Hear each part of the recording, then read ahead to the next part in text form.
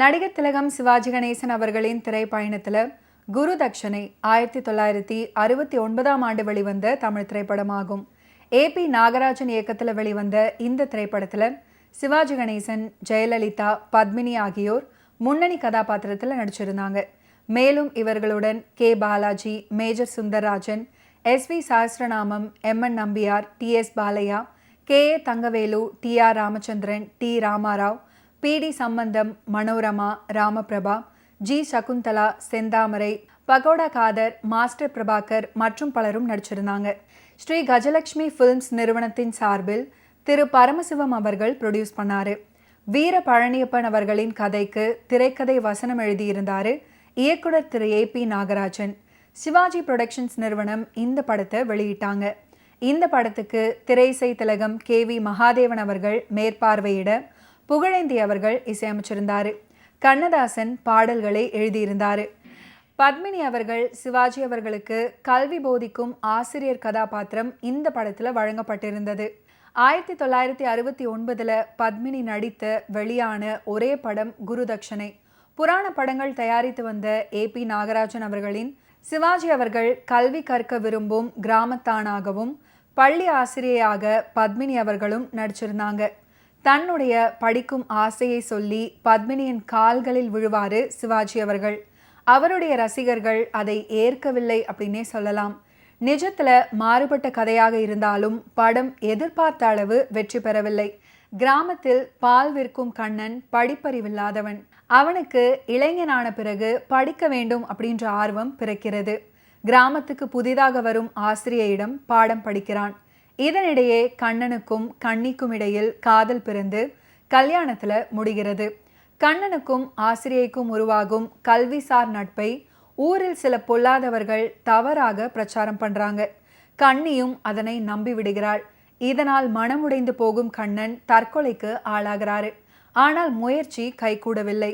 தான் கற்பித்த கல்விக்கு குரு தட்சணையாக தற்கொலை செய்து கொள்வதில்லை அப்படின்னு கண்ணன் சத்தியம் செய்து மனைவியுடன் வாழ வேண்டும் என்று ஆசிரியை குருதட்சணை கேட்கிறாங்க. இதுதான் குருதட்சணை படத்துடைய கதை. பூங்குளம் கிராமத்தில் ஒண்டிக்கட்டையாக வசிப்பவர் சிவாஜி அவர்கள். அந்த ஊர் பால்காரரான இவர் முரட்டு சுபாவம், ஆனாலும் இளகிய மனதுக்காரர். அதே கிராமத்தை சேர்ந்த வெட்டியான் செந்தாமரையின் மகள் ஜெயலலிதா. பக்கத்து ஊர் சந்தையில ஒரு முரடன் ஜெயலலிதாவுடன் வம்பு செய்ய அவனிடமிருந்து காப்பாற்றுகிறார் சிவாஜி.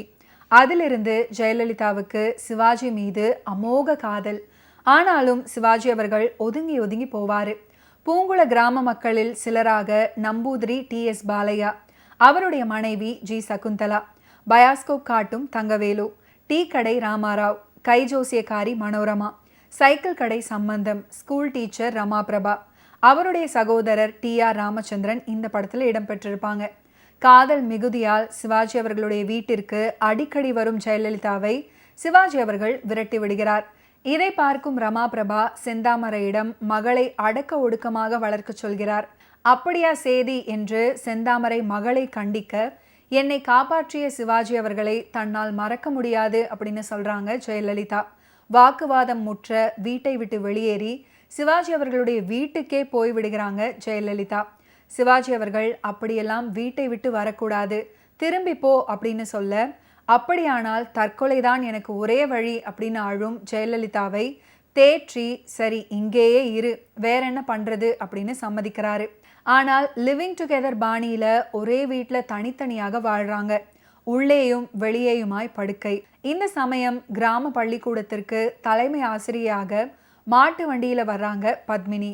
தன் பார்வையற்ற தகப்பன் மேஜர் சுந்தரராஜனுடன் ஊர் எல்லையிலேயே வண்டி குடை சாய சிவாஜி அவர்களும் கிராம மக்களும் காப்பாற்றுகிறார்கள்.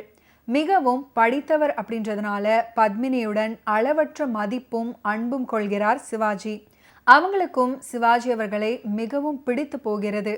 அவர்கள் தங்குவதற்கான வீட்டை காண்பித்து அவர்களை குடியமர்த்த பாலையா சிவாஜி அவர்களிடம் சொல்ல, அதன்படியே செய்கிறாரு சிவாஜி. கிராமம் முழுவதும் பத்மினி ரமாபிரபாவை கூட்டிக் கொண்டு மக்களை சந்தித்து பிள்ளைகளை பள்ளிக்கூடத்துக்கு அனுப்ப சொல்றாங்க.